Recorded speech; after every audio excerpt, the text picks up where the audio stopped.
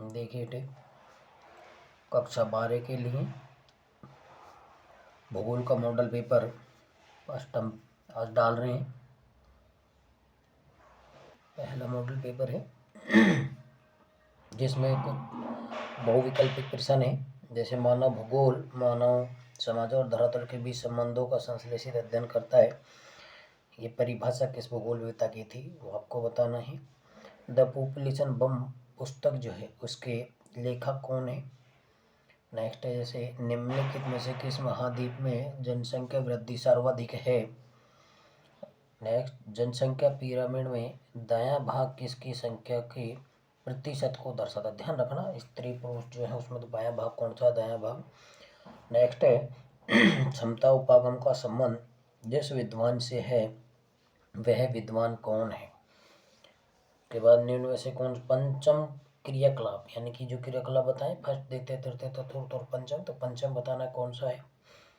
Next है संयुक्त राष्ट्र विकास कार्यक्रम द्वारा प्रथम मानव विकास रिपोर्ट प्रकाशन कब किया गया था, यानी कि मानव विकास जो है संयुक्त राष्ट्र संघ द्वारा प्रथम मानव विकास की रिपोर्ट सर्वप्रथम कब दी गई थी। नेक्स्ट पर्यावरण सुरक्षा के अधीन कब पारित किया गया, यानी पर्यावरण सुरक्षा जो है अधिनियम किस सन में पारित किया गया।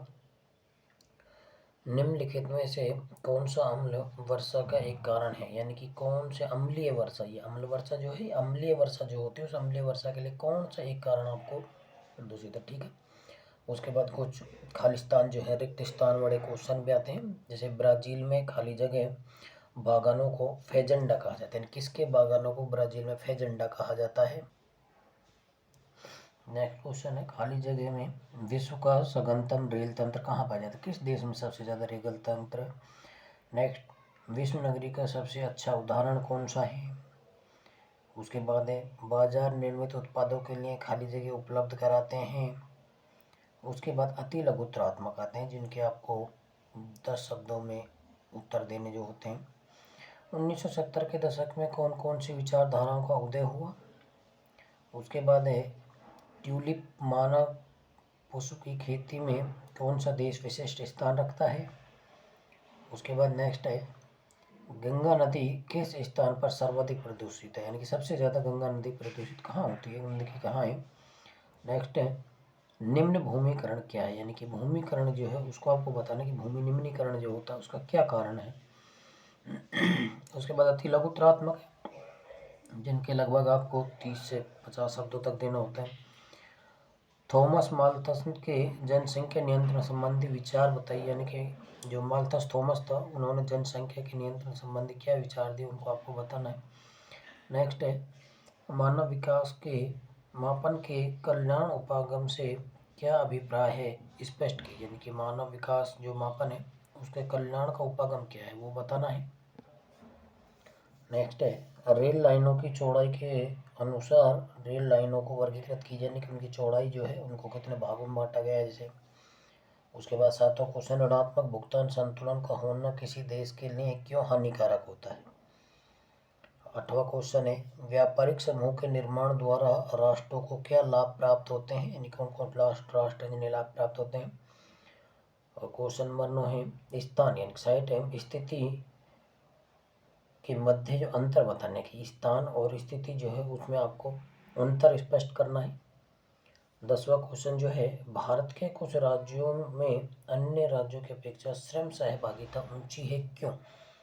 श्रम सहभागिता ऊंची है क्यों और उनके आपको उदाहरण भी लिखते हैं, कौन कौन सा राज्य है उस राज्य के आपको नाम भी लिखने हैं। उसके बाद नेक्स्ट क्वेश्चन है प्रवास के कोई 2 उदाहरण बताइए, उनकी बताना प्रवास जो है उसके कोई 2 उदाहरण जो उनका वर्णन करना है। गुच्छित बस्तियों से आप क्या समझते हैं, गुच्छित बस्तियों की परिभाषा लिखनी है। उसके बाद उसकी विशेषताएं भी आपको लिखनी है।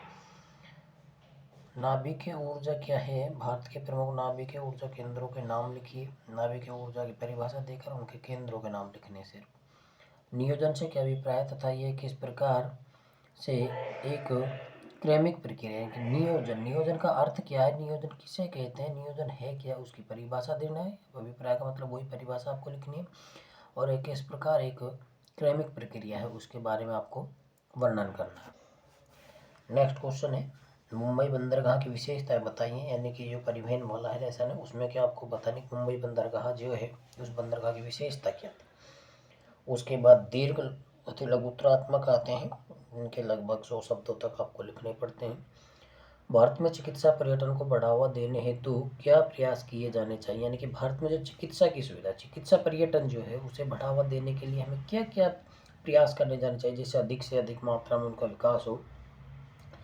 उसके बाद नेक्स्ट क्वेश्चन है सूती वस्त्र उद्योग के विकेंद्रीकरण को स्पष्ट कीजिए। सूती वस्त्र उद्योग क्या है? सूती वस्त्र उद्योग को बताना क्या है क्या नहीं है, कब प्रारंभ हुआ, कब प्रारंभ नहीं हुआ था, कब सफल रहा, कब असफल रहा, कौन से राज्यों में सबसे ज़्यादा किया जाता है, वो आपको बताना।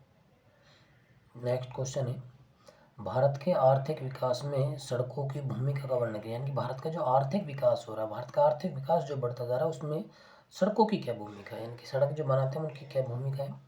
उसके बाद निबंधात्मक क्वेश्चन आता है, जैसे 19वां क्वेश्चन है निबंधात्मक, प्राथमिक एवं द्वितीयक गतिविधियों में क्या अंतर है। आपको प्राथमिक और द्वितीयक गतिविधि जो है उन दोनों गतिविधियों में अंतर बताना। ध्यान रखना निबंधात्मक क्वेश्चन है, अंतर आपको बढ़ा ही लिखना है, ऐसा नहीं है कि आप 10-20 शब्दों में लिख दोगे, 150-200 शब्दों में कम से कम आपको लिखना है।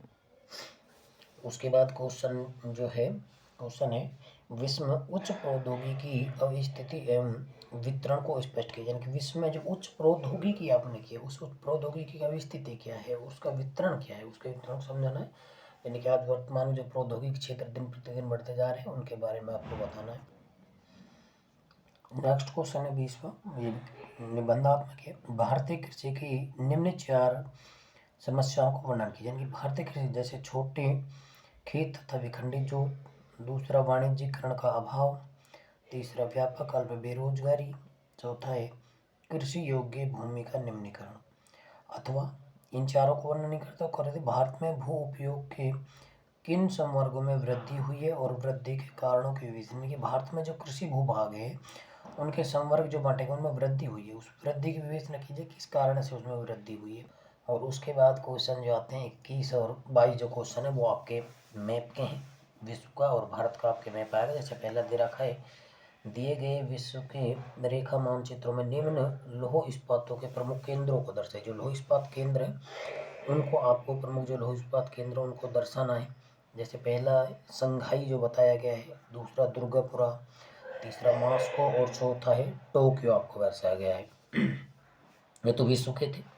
भारत का मानचित्र जो है उस भारत के मानचित्र में दर्शाए गए हैं, उसमें भी आपको दर्शाना है महानगरीकरण क्षेत्र, जैसे नासिक कहाँ है, पटना कहाँ है, अमृतसर कहाँ है और लखनऊ कहाँ है। तो नासिक जो है मैंने शायद मैप में दिया था, नासिक, पटना, अमृतसर और लखनऊ, इनको आपको दर्शाना है। ये आपका पहला मॉडल पेपर है।